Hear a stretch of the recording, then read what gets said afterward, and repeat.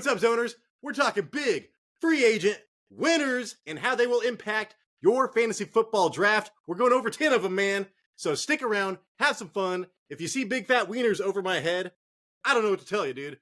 7 seconds. You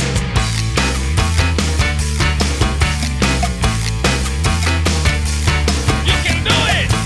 Hey, what's up, zoners? This is Tyler, Big Turd Ward, and Jason, the lucky bastard youthful, coming at you live from the West Coast.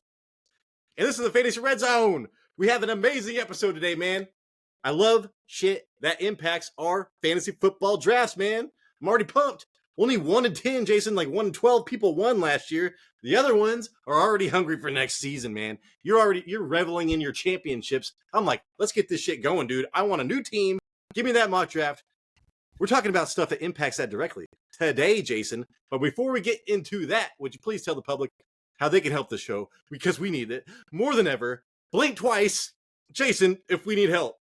Yeah, well, God damn it. You better send we need a Patreon. Yeah, if you guys made it this far, if you guys please hit the subscribe, press the like, we like the likes, leave us a comment, let us know what you think of the winners. Is there a winner that we missing, Tyler? Are we missing a winner or a wiener? You know we're missing somebody. We're missing something. Hey, we got wieners, dude. I got bologna in the fridge. Same shit, different shape. We're also on Spotify. This Fantasy Red Zone. We got 3 subscribers since our Saturday video. Thank you very much. Mucho gracias. I was gonna shout out. I was like, I gotta read his name again. You know, I think it's Corion.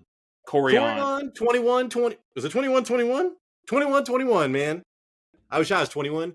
When I was 21, I got drunk. I bought everybody liquor, and then Jason hit me in the back of the head with a frisbee, and I bled everywhere. It wasn't a frisbee. It was a disc, dog. It was a disc, and I bled. like I should kind of go to the hospital. Kind of bleed. Didn't help. I was hammered. My blood was very thin. Nobody wants to talk about what happened to the disc. It was all about Tyler's head. Oh, fuck your disc, man. Tyler's walking out here with this walking candy apple head, dude. What the fuck, man? How am I supposed to avoid this head? I was hoping the hit was so hard you'd forget that moment on your 21st birthday, but no, it looks like it's stuck in there. I was like, that's on the Roadhouse. Jake Gyllenhaal's like telling him like his whole plot. He's like, don't worry, you tend to lose your short-term memory. And he hits this guy with the thing, and then they find him later on. They're like, yeah, we found him on the beach. He told us your whole plan. I was like, I thought that was kind of funny. All right, Jason, let's get into the news. Are you ready for this? Yeah, let's go. This kind of sucks. This might directly impact the show today, but I was just reading this. Antonio Pierce says that AOC, man, Aiden O'Connell, has earned the right to start. It's his job, dude. And Gardner Minshew's going to have to come get it. And I'm pretty sure after the first couple games, they're going to turn to Gardner Minshew, Jason. And if Gardner Minshew's on a backup on your team, he's going to play. It's not a question if he's like Ryan Fitzpatrick. It's not a question of when or if. It is when, Jason. So I think that is discouraging for Devontae Adams owners or not owners, but you know, people that wanted to see a big jump with Gardner Minshew to show up and take over the spot right away. But yeah, right now Antonio Pierce is saying it's AOC's job. I'd be very surprised if week 1 it wasn't Gardner Minshew. Gardner Minshew. I like Gardner. I choose you. Gardner Minshew, I choose you. We do have a Colts fan in this audience. Jamie. Guys, I don't want to fuck up your last name, dude. I should know it. I want to say Jamie. That's not right. Is it Craig? Jamie, though, man. Jamie Craig? Jamie Craig, man. Let us know. Hey, Craig. Let us know what you think about Gardner Minshew. All right, man. Call your VCR real quick. Hey, yeah. I've been looking for a VCR, dude. I can't find one. I can find the VCR. I can find the tapes. Can't find the things to play it. Jason, Brian Dayball says there is no guarantee that Daniel Jones will be back week 1. But when he does, he will be the man. Also, the huge rumor, Jason, this is from Rich Eisen. Everything he said has been kind of playing out so far. They are over Daniel Jones and maybe might draft J.J. McCarthy-ish, pick 6 or whatever. So they have a high pick. And right now, dude, if anybody falls to them, there is a good chance they will take them. Yeah, they should have never paid him the $140 million to to be the starter last year. Like, that surprised, I think, most of us. Yeah, move away from Daniel Jones, dude. He's not the answer. At least he didn't rape anybody, dude. But like, I'm thinking of Woo. terrible moves, paying people that what the fuck are we doing here, man?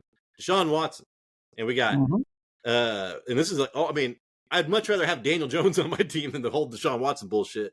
But still, man, paying people when you pay your quarterback, it just sets your team back so far, man. The Browns are so lucky; they've been drafting well.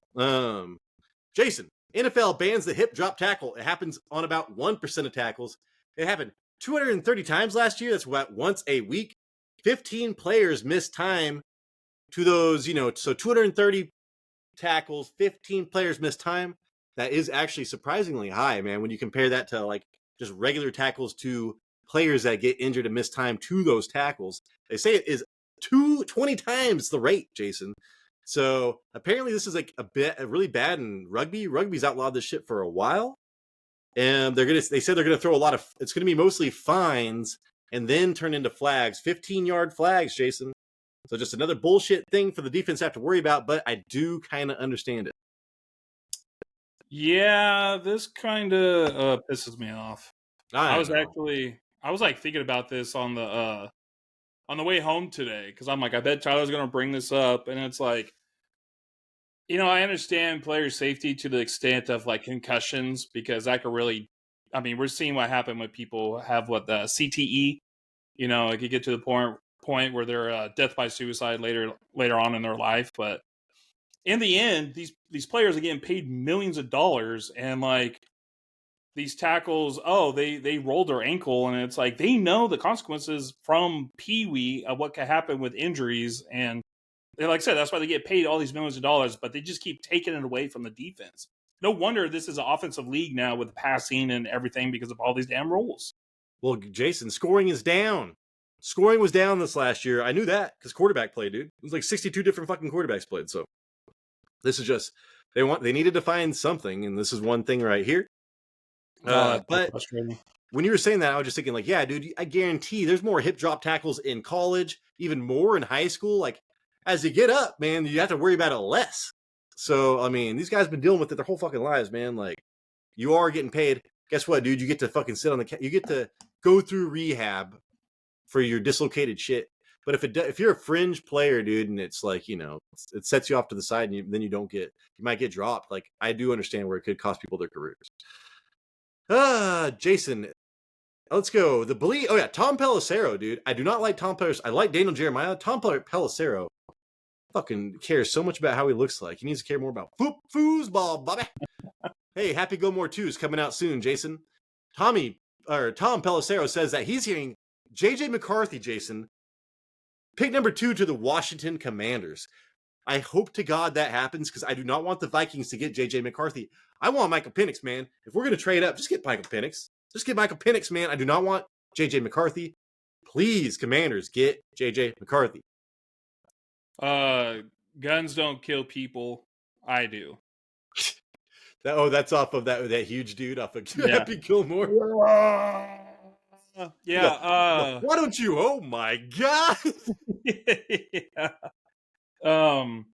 Yeah, I heard JJ McCarthy had a great pro day. The best pro day of all time, says the best pro day Jim of all Harbaugh. time. Yeah, they were saying, yeah. He better say that. He's like, I taught him everything he knows. Oh, dude, I'm going to talk about him in a second, dude. Okay. But yeah, so anyways, Jason, I don't remember a time. This reminds me of Christian Ponder, dude, and that's why I'm so upset. Like, the Vikings trading up to get Christian Ponder, it's like, this guy was going to be a second-round draft pick. Oh, this guy's a winner. He's a leader. This guy's leadership? Holy shit. He was very accurate on 7-on-7s. Oh my God, probably the most accurate. And so now, man, I don't know, man. I swear to God, JJ McCarthy, I just got Christian Ponder vibes. Let's see. Belief that the first Oh yeah. So now, Jason, there's a belief that the first 4 picks will be quarterbacks, which is crazy. That means that leaves the Chargers with the first overall pick pretty much. After that, so you see why Jim Harbaugh is hyping up all this shit. He wants, JJ McCarthy might be there. He wants that Chargers pick to be so valuable, Jason. He wants to get multiple picks out of it. The Vikings are probably going to trade up to that pick maybe and get JJ McCarthy. That's why he's playing up all this shit, Jason. He's manipulating the draft smartly, but it's going to cost me or some other asshole that wants a quarterback. So, are the Cardinals planning on trading down? No, everything that I have heard about them, even Daniel Jeremiah, I'm pretty sure. Damn, I just had a shit up, but it's still Marvin Harrison Jr. So, or they want a wide receiver. Okay, so at least there's because for some reason when you said the first 4 picks, I'm like Arizona's going to get somebody too. Sorry, is it the first 4? Yeah, I believe that the first 4 picks will be quarterbacks. Damn, that's insane. So that's what was coming out of Tom Pelissero as well. So. They'll have to trade down then, right? Dude, there's going to be like 1 or 2 quarterbacks. Like Caleb Williams is probably going to be good. And then who knows? I think that Michael Penix is it, man. Jeez, dude, people are crazy. I was banging the table for Hendon Hooker last year, Jason, and now it's Michael Penix time. Got that big Penix energy, dog. Jason, the teams now get a 3rd challenge if they only get 1 of the 2 challenges correct. In the past, it's been they got to get both, man, and then they get that 3rd. It's like, hey, dude, we're not doing your fucking job for you, man. I'm not getting paid like a ref. So they only have to get 1 of those correct now, and then they get it back. So that makes sense. You only have to fail. You can fail twice. That sounds like an owner's issue where they brought up and where they have that rule. You have to get both of them correct to get a 3rd one. Well, when's the last time you've seen a coach get 2 correct in one game? Yeah, it doesn't happen. So they're like, well, how can we? What do you need from us? How much money do you need so we could get our way and get that additional challenge? And Jason, there's so many more things you can challenge now. It makes sense that you need more challenges. A-Rod expected to participate in offseason workouts per Sala, so I was wondering where his mind was. Aaron Rodgers, last I heard, he was running for president. And I watched a little bit of that Joe Rogan shit. I couldn't get through it because I just hate when people just talk about themselves like they're God. And man, Aaron Rodgers, holy shit, dude, he was like, I speak for the people. If you want to follow me, I will lead you. It's like, dude, fuck. I don't know. I don't like being talked to like that. But anyways, his mind is on football. Apparently, Jason, he's going to be in there in the off season. So he didn't do this shit in like the last 10 years in Green Bay. Did it last year. He's going to do it again. So he's supposed to be able to start week 1. We'll see how this goes. Well, just imagine his ego. He's a very prideful guy, and then he's like, I'm going to go and be a Jet and win the Super Bowl, and then he's out in the first 4 plays. Now Jordan, he's like, I got to show them I can still play. I can do something. Whatever it takes, I'll go to OTAs or whatever it is.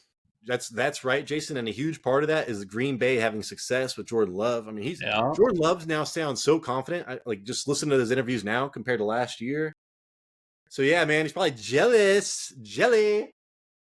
Well, what's Jordan Love going to do with Oildale? He needs to give back to Oildale, man. He's probably trying to disassociate himself. I mean, he at least got a 1 win a season going up against North High. What did we do to you?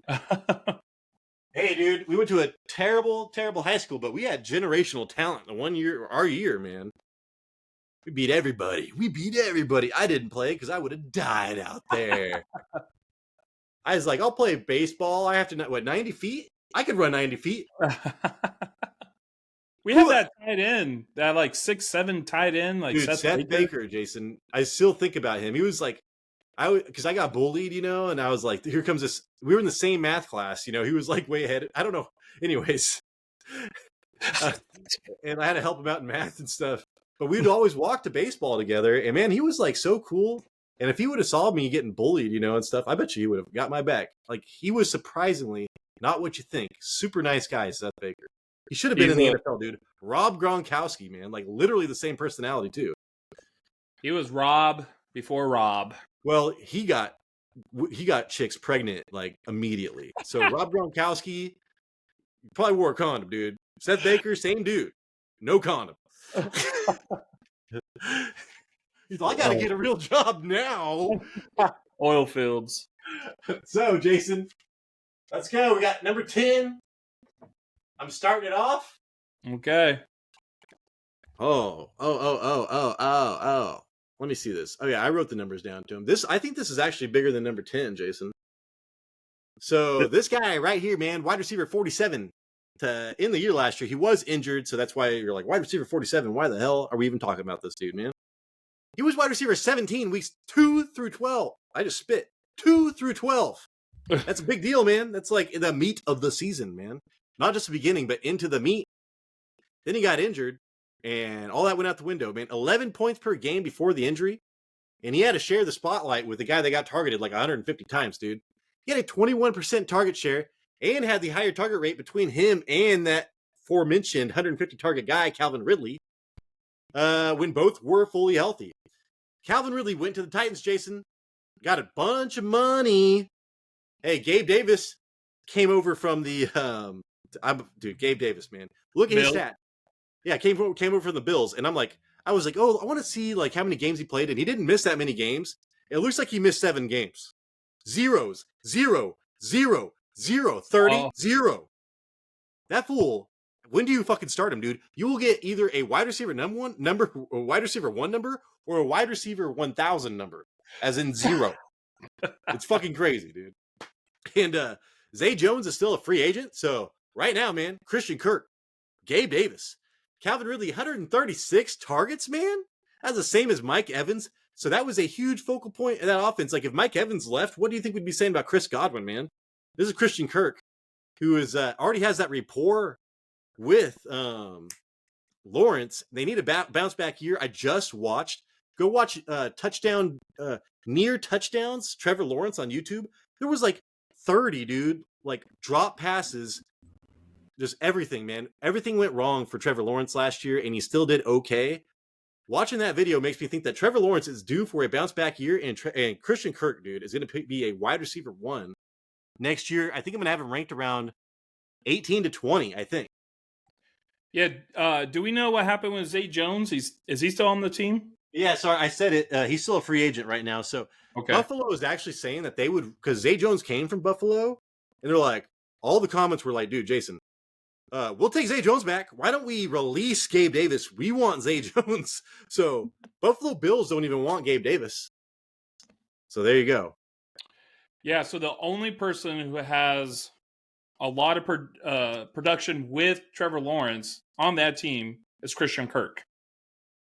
I mean, as a wide receiver, get Evan Ingram, and you're telling me that, dude, Evan Ingram's going to be a big winner too, man. Yeah, and you're telling me that Gabe Davis. I mean, you explained that perfect. I was like, dude, Gabe Davis like missed 7 games last year. I don't remember that, and you're like, no, 0. It's because that's what he is. He's either all or nothing. And now you're going to have Christian Kirk playing without the big wide receiver and Calvin Ridley. And you're already saying we don't have to worry about Gabe Davis because it's going to be 1 every 7 games before he does something, dude. And if I remember, I can't remember what they did, but I think they also improved their offensive line in the offseason. They need to. Yeah, I don't know what they did yet. I need to hit that hard offensive line shit, but yeah, I guarantee after losing Juwan Johnson and being so bad last year as an offensive line, they have to. We'll definitely do that. That's going to be an upcoming episode. But dude, he's going to be Trevor Lawrence's favorite wide receiver target. He's going to be. I forgot that Calvin Ridley, Jason, had 136 targets, dude. That is insane. Mm-hmm. So it's like, and now he's gone. So yeah. And Christian Kirk had a higher target share when they were both healthy anyway. So you think about Christian Kirk getting like 150 targets next year, some crazy shit. And Christian Kirk averaged like 13.8 yards per reception too. Yeah, you're right. He's always good in that category. In PPR, that's like he gets 1 catch, and it's like 2 points every time he gets a catch, basically. All right, Jason, on to the next one. Okay. You got number 9. 9 is German for no. I just watched Band of Brothers the whole first season this weekend. So you probably heard that. I know mine from Heavyweights. It's a Disney classic. I am going to go the other way, Tyler. I'm going to do this player first. Drake London. Hello. I'll start with Drake London, and everyone knows. This is simple. Kirk Cousins is now the Falcons' quarterback.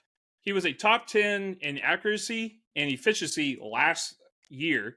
London averaged 113 targets per season to start his career, but 25% of these have been deemed not catchable. So that's 57 wasted targets on Drake London. And we're going to expect even more targets in 2024. This comes down to Kirk Cousins. Really, it comes down to Kirk Cousins. London struggles with separation, and I'd like to see his yards after catch improve since he was like in the bottom 10% last year. But London is very athletic wide receiver with talent. And one thing everyone knows about Cousins is he will target the hell out of his top wide receivers, and London is still wide receiver 1 for the Atlanta Falcons. Tyler, there's no excuses anymore for Drake London. This is a make it or break it for his career. This is make or break it. This is year 3. But I think we can't do anything if he does not perform this year. That's it. He's going to be a dud. He's going to be a bust. He's coming from USC. I want to see him do well. He's not on my team, but from USC. But this is it. He has Kirk Cousins on his team. He knows Kirk Cousins. He can play at elite level sometimes. He's going to get his opportunities, and I bet you he's also going to lead his team in targets again. So he was drafted the same year as Desmond Ridder. So yeah. Desmond Ritter's been his whole fucking career. That sucks, dude. Him and Mario Mariota. Yeah, and he was my fantasy MVP to start the year with because I was like, dude, he was like 7th in yards per game, like in the last 8 games last year with high 89 yards a game or something like that. But yeah, man, it's gonna be really hard for me not to call him my fantasy MVP for next season, Jason. But I think by the time next season rolls around, everybody's gonna be up on him, and he's gonna be like a 3rd, 4th round pick. So I'm not gonna probably put him as my MVP. But yeah, man, the one thing I know that Kirk Cousins can do is hyper target wide receivers. Yeah. So I've got no. My confidence is very high, Jason. That even if Kyle Pitts gets 10, 11 targets a game like Hawkinson got.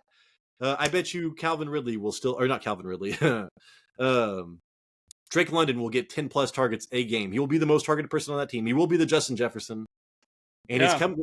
This is a very similar offense, Jason. This is a McVay offense. So same shit. So yeah, I am expecting wide receiver 1 numbers from Drake London.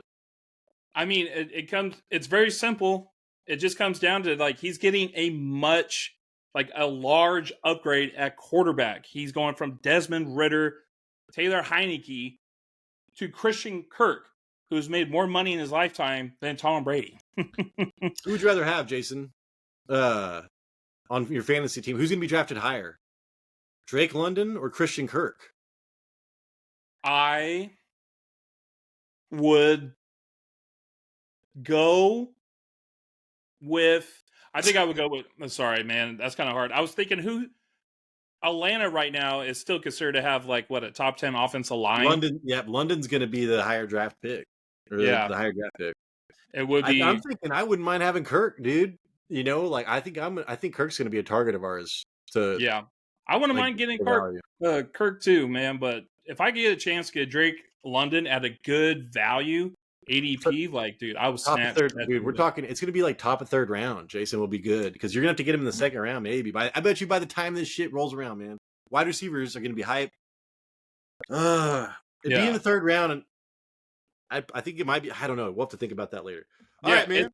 What were you gonna say, Jason? I was gonna say it's not like the talent isn't there for Drake London. It's always just been poor quarterback play, and now he has it. So 6'4", man. So Justin Jefferson.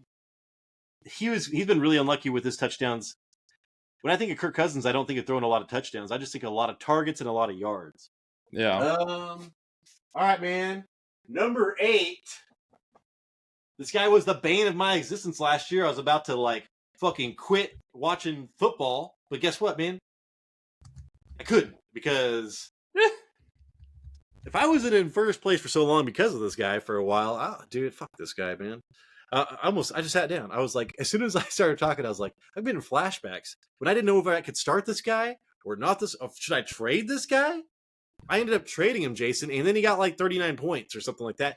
They don't get 0 points. This is like Gabe Davis on steroids, dude.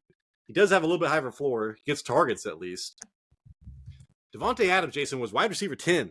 Finished the year as wide receiver 10 last year. If you owned him, you felt like he was wide receiver 101. But no. That's not the case. Adams. Sorry, I shouldn't have. I should have thought more about this. I have all this. I wrote all this down. And I was kind of thinking about it, but man, it's hitting home right now, and I'm like going over this. Dude, this guy led the league, Jason, in target share. Led the league, and I'm like disappointed to even own him. Second in the league with 175 targets. CeeDee Lamb, only one that was higher, 181, so almost number one in the league. That turned into 103 receptions, though. That was a 58% catch rate. You look at the top, like, whatever wide receivers, you're like, holy fuck, dude. That catch rate is an outlier there. Second most red zone targets, 29 red zone targets, man. I watched these games. It was brutal. They would either, like, it was a penalty, like he'd catch it, penalty, call back. They throw it to him again, terrible throw, you know? Dude, they targeted him so much, and it hardly ever worked out. So 8 touchdowns, man. Or 8 touchdowns on 29 targets in the red zone. People thought he was washed up, but hey, man, he's still a really good route runner. 2.6 yards of separation. It's pretty much the same as CeeDee Lamb. CeeDee Lamb had 2.7. Dude, the Raiders had the 26th ranked pass offense. And he had Jimmy G, Hoyer, and AOC. So this guy checked all the boxes. What you're looking for in a wide receiver and how they're used. Like, this guy is a number 1 overall draft pick if you look at those stats. But the problem, though, is, Jason, is the offense that he's on.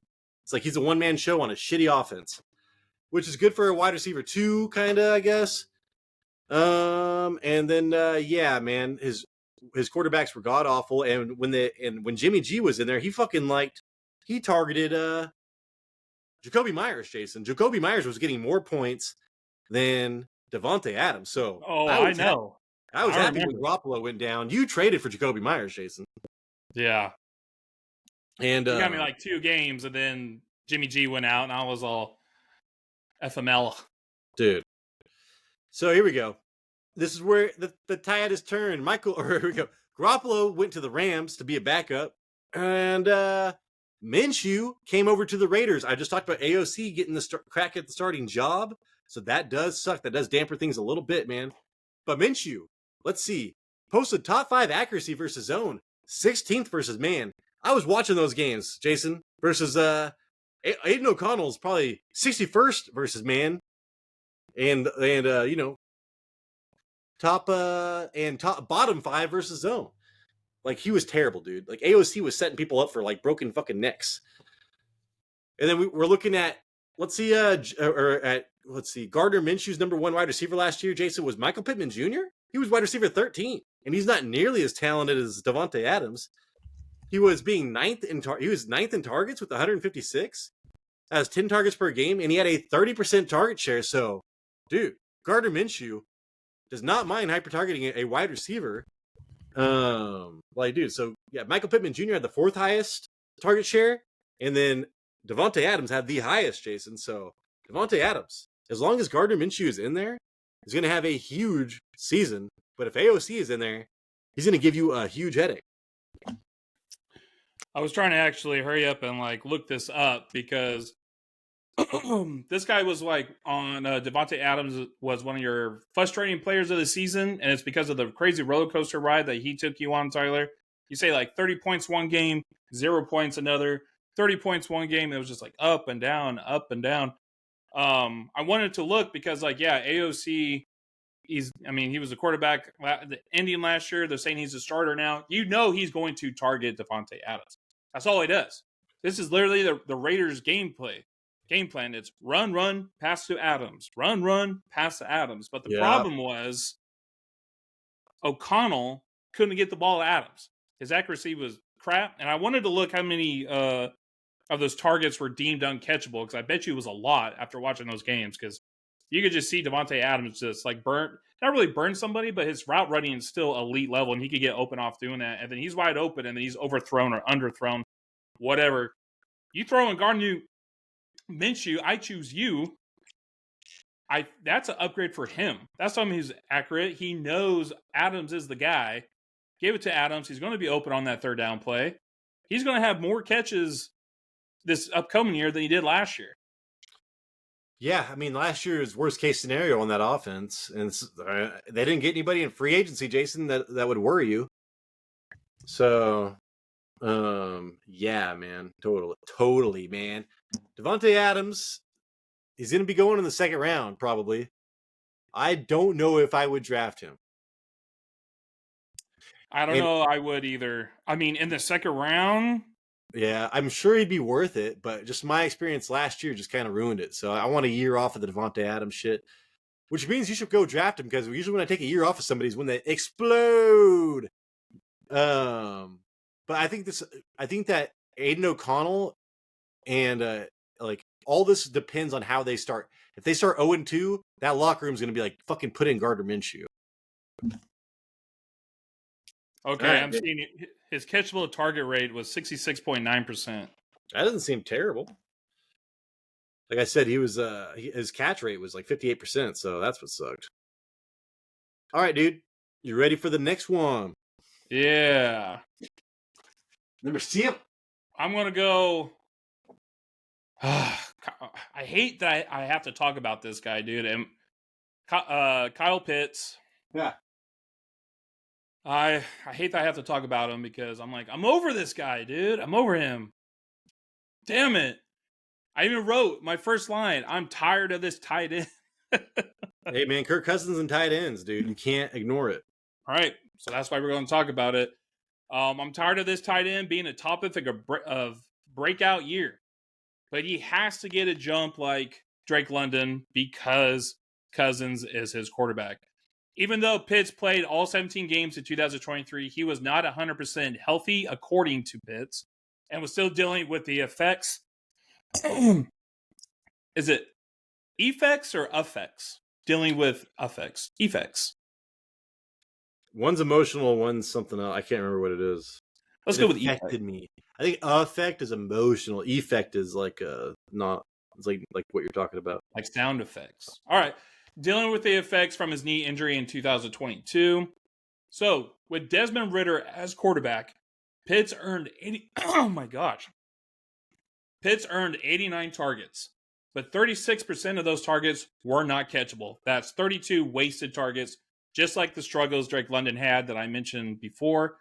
Kyle Pitts is a generational talent who now has the best quarterback of his career, and Jonnu Smith is Miami and taking his 70 targets in 2023 with him. And another example of how this is a big improvement for him is that TJ Hawkinson had 127 targets in last year before his injury. And a lot of these games, Jason, were with Kirk Cousins, man. Like first 3 games of the season, 8, 7, 8. Oh wait, those are receptions. 9, 8, 11, 8, 8, 12, 9, 12, 15. So I'm telling you, dude, Kirk Cousins throws to his tight ends. Yeah. Kirk Cousins, when he knows there's somebody good on his team, he's going to throw him the ball. And it all started in Washington when he was like making dump offs and winning championships with Jordan Reed, bro. Dude, Jordan Reed was so good back then. He still is good. He just can't stay healthy. Yep. Oh wait, no, is he still the guy? Jordan Reed? No. It's Logan Thomas now, but Logan Thomas. I always get those two mixed up because they're good, but they always got injured, and they're on the same team. Jordan Reed was the same way. Dude, Jordan Reed was no shit. He was good. That was back when there was like 3 tight ends that actually scored points. Yeah. This year it all changed, Jason. Yeah, dude. So Kyle Pitts. I mean, we already hit most of this. The thing is, Jason, it's like when teams have bad offensive lines, they want to keep their tight ends back, and block more. This team has a good offensive line, man. So Arthur Smith's MO has been not getting the ball into his playmakers. Plus, he's had a terrible fucking quarterback, Jason. A terrible quarterback. So we don't even know. He had that amazing rookie year, and that was with a different quarterback. I think then that next year Kyle Pitts came, or then that next year Desmond Ridder came in and sucked. So this guy could be a huge break, but am I going to draft him, dude? Maybe, but by the time he gets, I don't like drafting tight ends in that weird spot. So, yeah, good point. I would rather have Evans, probably. You know what I'm saying? Like late, I bet you Evans still goes after Evan Ingram. Sorry, Evan Ingram still goes after Kyle Pitts after this trade and everything. So I'd still probably rather have Evan Ingram. This is, I think, something people need to think about because Kyle Pitts has been such a letdown, really. And now, gosh, he comes up every year, this son of a gun. But now, like, he has the potential of getting close to TJ Hawkinson numbers. Getting targeted the hell out of the ball, getting catches, those under routes. Underoos. Yeah. Yeah. It's just crazy.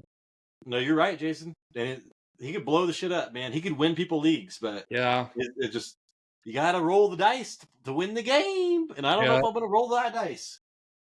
All right, Jason. Number 6, especially with so many tight ends, man. I forget, but there's like 12 startable tight. You can get Jake Ferguson in like round 12. Yeah. Man, whatever, dude. Number 6. Number 6. This guy right here, man. He was going to be the fantasy MVP for the first, month of the year last year? They were like, oh my God, Jonathan Taylor, pack your bags and leave this place forever. Never come back. We don't need you. He averaged 129 yards over the first 4 games. And then Jonathan Taylor came back. Even when Jonathan Taylor came back, he still did well, Jason. Weeks 2 through 8. So that's saying JTT came back week 5? That's 3 weeks with JTT back.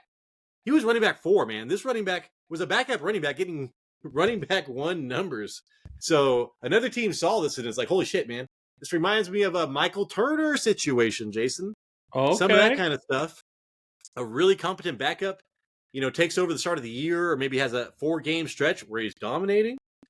In the 7 games where he started and played at least 50% of the snaps, he finished with 21.1 touches and 98.5 total yards per game. That is amazing for a floor for a running back, Jason. Floors or running backs don't even have floors these days, man. Unless you have a top 5 running back, you're just hoping for points because they don't use them. Dude. Now this is getting to kind of not the greatest stuff. 15th in missed tackles forced per attempt, ranked 29th in efficiency. We're talking about Zach Moss, Jason. Zach Moss, running back 31 in that year. Yeah, I think he ended the year with some sort of injury, like a I don't broke know. His arm? It was like something like that. He got a hip tackle. And Yeah, he broke his arm. Pretty sure he missed I'm pretty sure he broke his arm. Right before the playoffs, right before the fantasy football playoffs. But dude, he went to the Bengals. All right, the Bengals, where they run the shit out of the ball. They have an amazing pass catching. They drafted Chase Brown last year, Jason, and his pass catching metrics are really good. The bad thing about Zach Moss, I thought he was a good pass catcher. Dude, he ranks like 30th in yards per target and 30th in whatever. That could have been whatever. That could have came just from that offense and whatever of that offense. I should write shit down. But yeah, man, coming into here, he's got Joe Burrow coming back with a vengeance, man, on a team that likes to run the ball.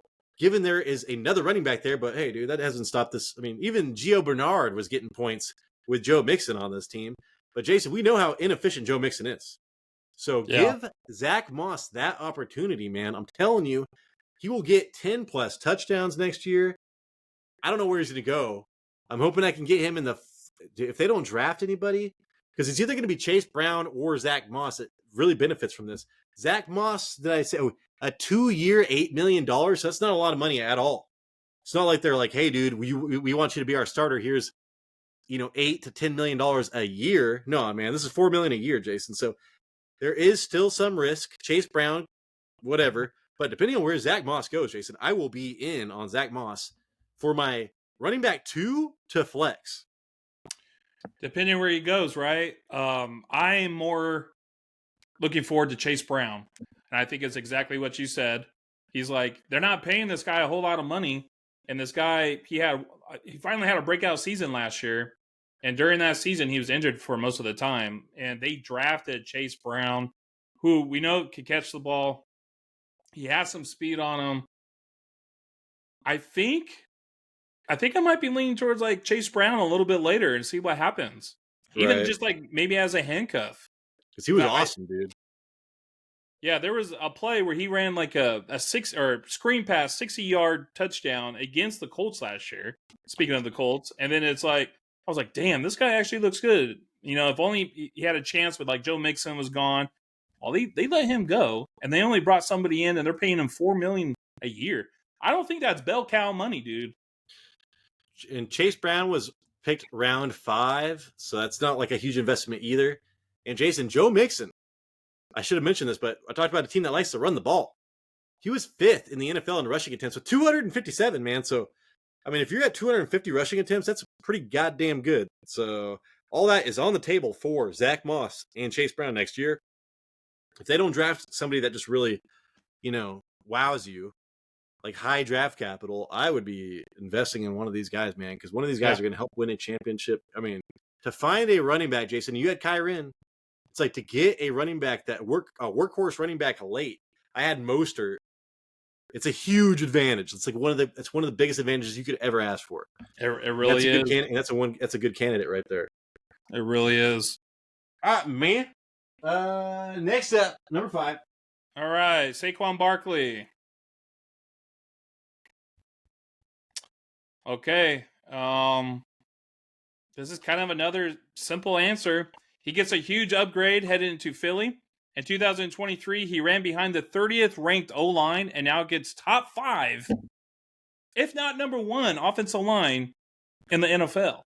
Saquon was still efficient enough to be in the top 20 for yards created last year, and this was a high flyer Daniel Jones, the actor wannabe Tommy DeVito, and does he have anything left in the tank? Tyrod Taylor as quarterback for him last year, and he was still able to be in the top 20 for yards created. I think the biggest thing is that the Eagles paid Saquon Barkley, and they are not known for doing that. They didn't pay Miles Sanders after his year. They didn't want to keep DeAndre Swift. They let him go, but they went out and paid Saquon Barkley. Barkley's 4.9 breakaway percentage is 12th in the league, but I expect that to increase, and he managed 10 touchdowns last season, 4 by receiving. So my only concern is that he won't be utilized in the passing game like Sanders and Swift weren't. Plus, Kellen Moore is now the OC in Philadelphia. But I do believe he will definitely get you 10 touchdowns on the ground next year in this offense. Well, Jason, my first thought is tush push is still around, but Jason Kelsey, the main person in that tush push, man. Everybody says that. He was the main driving force behind that. He's a center. He's gone. So what am I thinking? I'm thinking maybe in short yardage situations, if that doesn't work out like it has in the past, they're going to go straight to just running the shit out of Saquon Barkley, 1 yard touchdowns, 1 yard, all the time, man. I bet you he gets 10 1 yard touchdowns. I bet you he gets 15 plus touchdowns next season. If they didn't have so many receiving options on this team, I would say maybe even more. But between Goddard and the 2 wide receivers, they're gonna eat up a lot of those receiving touchdowns. Jalen Hurts barely even threw any touchdowns last season, anyways. I could just see, man, I don't know, like 15 rushing touchdowns for this dude. 10 of them are gonna be 1 yarders. Yeah, I think by having him in the backfield, you're not going to need to do the tush push and risk all these injuries from your quarterbacks or your linemen. You can just hand it off to him. He's great after contact, man. Yeah, and everything's obvious, Jason, but where do you think he goes in the draft, fantasy football drafts? Is he a top 5? Is he going to beat out some of these, Justin Jefferson or something like that? I don't know. Would you rather have Jonathan Taylor or would you rather have Saquon Barkley? I think I'd rather have Jonathan Taylor. Would you rather have Kyren Williams or would you rather have Saquon Barkley?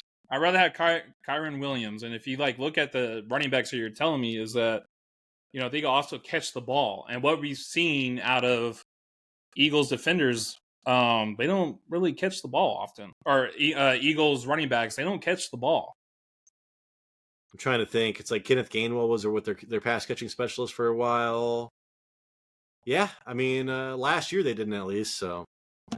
And they didn't with Miles Sanders the year before either. Yeah, as I say, I don't know how many receptions DeAndre Swift had, but. So what are you thinking? I know he's got to be a second rounder, man. He might even be like, you know what? I would get JT, and then maybe after him, Saquon Barkley. I think it would go Kyren Williams, JT, then maybe Saquon Barkley.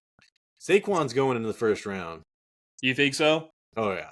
By the end of this shit, dude, I guarantee he's going first round. Yeah. Saquon Barkley's going first round. Okay, so who's he going ahead of then? I think he's up there with Jonathan Taylor, Okay. and I think Kyren's going to go after both of those guys. But if you ask me Oh. who I had to have, and if the Rams didn't draft some crazy ass running back, I would say I would rather have Kyren Williams. So This is interesting because I was just reading this Reddit post yesterday that it was JT or Kyren? who would you rather have, JT or Kyren? And that spot is where I pick next year. So I was like really reading it through, and I was a Kyren owner last year. Yeah, it's gonna be tough, man. I forgot that I usually start doing mock drafts here pretty soon, but the draft hasn't even happened yet. So yeah, I need to check. Usually on my birthday, I start doing mock drafts, so that's weird. I haven't even checked it out. All right, stay tuned to future episodes. All right, man. Next up, who am I? Who do I got? Who do I have, Jason? Number 4. I can fit him in here. Number 4. This guy right here, dude. Talk about, like, I don't remember the last time a wide receiver has gotten so much offseason hype. I remember he was gonna get picked over. It was him and Calvin Ridley, Jason, were the hype trains of last season. Yeah. He was getting picked over his running mate Deontay Johnson in some drafts. It was crazy. I was like, what are we doing here, people? Okay, so George Pickens finished the year as wide receiver 29. In the 4 games with Mason Rudolph as starter, Pickens had a 24% target share and 14.6 fantasy points per game. And as bad as Mason Rudolph is, he was the best quarterback to play for the Pittsburgh Steelers last season. That was the closest they had to a competent quarterback. And so you got to take those numbers and apply it to George Pickens and be like, hey, maybe if they had a good quarterback, this is what we'd be seeing. He had 18 yards per reception, Jason. That led the NFL. He had 6.6 yards after the catch per reception. That was 7th in the NFL. He had 4 games of 20-plus fantasy points with a high of 35.5 fantasy points. So his ceiling is insane, man. 35 fantasy points? That does not happen for every single wide receiver. And then, hey, so this is what happened. This is the change. This is why he's a big wiener, Jason. Kenny Pickens, get the fuck out of here, man. Hello, Russ. Pickens ranked 33rd in accuracy last season and 30th in deep rate. So that means, like, he never threw the ball downfield. Deep rate is, the ratio to regular throws to deep throws, and he was 30th, dude. He never threw it downfield. Russ Wilson, he was 8th in deep rate in 2023. Deontay Johnson to the Panthers. Without Deontay Johnson, man, the first 5 weeks, Pickens was wide receiver 13. He averaged almost 80 yards per game. Deontay Johnson had 87 targets last year, so there you go, man. 87 more targets for George Pickens, and then we have a guy that likes to throw the deep ball. Last time I saw, dude, Russell Wilson was super accurate in those quarterback accuracy games. He won that accuracy challenge, but it's been a while since he's done well. That's when he was getting his D sucked all the time out over there in Seattle. Woo! Woo! So Russell Wilson, man, is going to be huge for George Pickens, Jason. This is another guy. I think that he is not going to be a value because I already know what happened last season, Jason. He got hyped so much in the preseason. It's going to happen again. He's going to be really good in the preseason. People are going to be like, oh my God, dude, he's a wide receiver 1. So am I going to get him? Probably not. But, hey, things are aligning for George Pickens, Jason.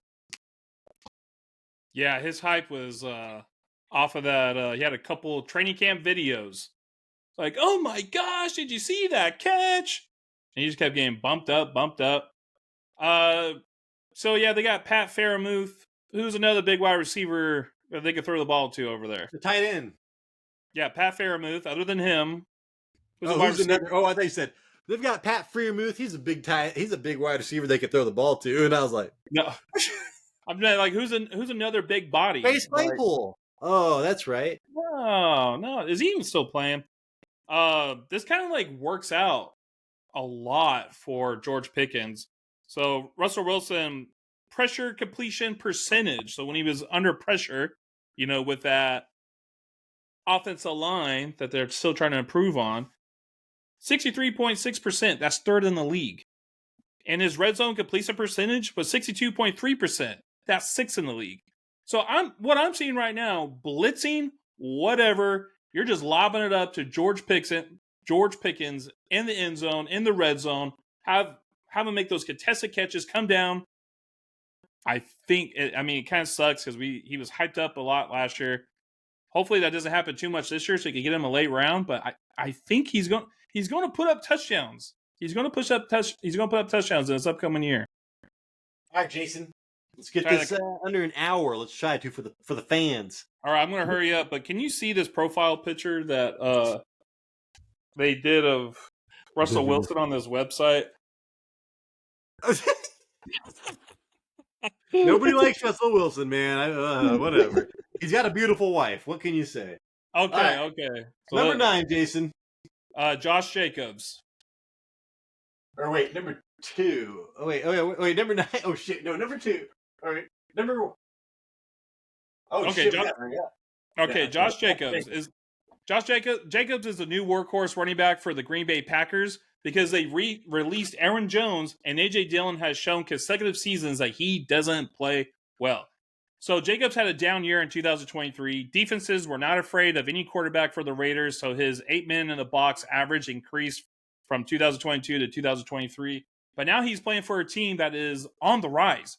Green Bay's offense was top 10 in scoring points per game at 23, while the Raiders were the bottom half at 19 a game. And Pro Football Network has the Packers O-line ranked 6th after free agency. So let me calculate this real quick. We have a running back in his prime who produced 2,000 total yards in 2022, now playing behind a top 6 offensive line on an offense that is top 10 in scoring. Yes, Josh Jacobs will be drafted at least in the second round for next year, and he's going to win you weeks. Yeah, I mean, he's going to be on that 1-2 fringe. And like I said, dude, Nick Bosa said he's the best running back he's ever played against. And I think that last year is going to be an outlier in his career as far as, production-wise. So, yeah, like we said, man, for some reason, when running backs hold out for contracts, it never works out well, and it didn't work out well for him last year. So, he's a huge winner, man. Good to go from the Raiders that can't score the fucking ball to one of the top scoring offenses with a great offensive line, Jason. And they are that Matt LaFleur, that's a Shanahan offense that runs the ball no matter what. Yeah, and he's once again going to be the bell cow for that team. All right, he's going to Jason. get the new and improved Aaron Jones. All right, go on. Tupac Shakir. Tupac Shakir, wide receiver 61 in the season. I mean, he got injured. But this is very important. Listen to this, because I did not know this. He led the NFL in yards per target. So he runs deeper routes. I thought he was just a short slot dude. He led the NFL in catch rate, Jason, with 88%. And the passer rating generated at 141.5. So when Josh Allen was throwing to Shakir, there was nothing better than that. Catch rate, the catch rate and passer rating was the best. He's entering his 3rd year. We got Fake Davis going out here to the Jags. Jason gonna go fuck up that roster. He had 81 targets last year, dude. So Gabe Davis, 81 targets out the door. Stephon Diggs is getting crazier and crazier, dude. He still gets a little bit of targets, but with that new offensive coordinator, things are running differently. And Shakir, in the last 2 games with Joe Brady, that new offensive coordinator, 8.9 fantasy points and 16.5 fantasy points in those 2 games where Gabe Davis did not play. So everything is aligning right now, dude, Jason, for Shakir to be like up to a wide receiver 2 for you. I mean, literally, if you get a wide receiver 2 like in round 10, 11, oh my God, dude. But he will be a flex that you can get super late, Jason. He's going to be a steal in your fantasy drafts. So let me just read this real quick. His catchable target rate, Tyler, number 1 at 95.6%. That's catchable. Okay. Catchable target rate. And then his target accuracy was 8.3. That's number 1. Yards per target, 13.6. That's number 1. Yeah. And that's basically it. All it is. And quarterback rating per target. So even when Josh Allen throws this guy the ball, he's number 1 at quarterback rating. So, dude, it's not like he's gonna like break open, win you the league, break it open. But to find a hyper productive, like he's gonna be a very useful player for you for in the in double digit rounds where you're gonna draft him. Yeah. But Jason, I did not know that he led in all these categories. You just kind of forget about him because he was injured and stuff like that. But I should have saw what draft capital they put into him because I'm pretty sure it was pretty decent. And yeah, I mean, even if they draft somebody this year, I don't know, man. They'd have to draft somebody pretty high for them to knock it out. They got him in round 5. Oh shit! There you go. So they could still go out and draft a wide receiver that would make me change my mind. Dalton Kincaid, they got him in the first round, and he was off and on once what the other tight end came back. So, all right, Jason. Last up, number 1 in your heart. Let's get through this. Speaking of Josh Jacobs, let's also talk about Zamir White. Oh. So he is a Raiders starting running back unless something changes in the draft because Josh Jacobs went to Green Bay, and I don't believe Alexander Madison showed that he could be a starter in this league. White was a bell cow in Antonio Pierce's system, averaging 23 touches and 114 yards the final 4 games in 2023. He averaged 15 points a game in the fantasy playoffs last year and was running back 9 during that span. Now, people may not know this, but he has only played 2 seasons. He is 24 years old. I actually drafted him as a rookie in the late rounds coming out of Georgia, but he didn't see the field because Josh Jacobs had a career year and saw all the carries in 2022. So while White earned 20 touches a game, he averaged 14.3 yards per carry and was involved in the passing game as a starter with 9 receptions in the final 4 games. Okay, so it's like I'm not saying to go buck wild or put your whole fantasy season on Zamir White's shoulders, but he has gained the trust of his head coach and demonstrated that he can carry the load. Carry the load. And tell me what you think about this, but he could be a 4th round pick that will win you weeks. Would you get him higher than the 4th round? I'd want to wait. I guarantee they're going to draft a running back. I'm just knowing that.